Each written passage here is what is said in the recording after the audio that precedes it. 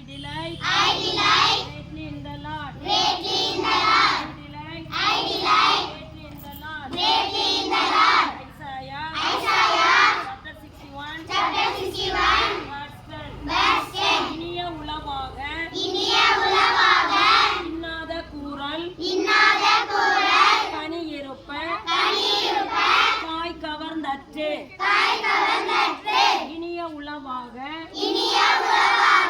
இன்னாத கூறல் கனி இருப்ப காய் கவர்ந்தற்று. இனிய உளவாக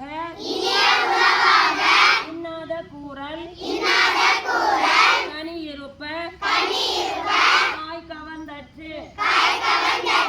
I delight greatly in the Lord. Isaiah chapter 61 verse 10. Say.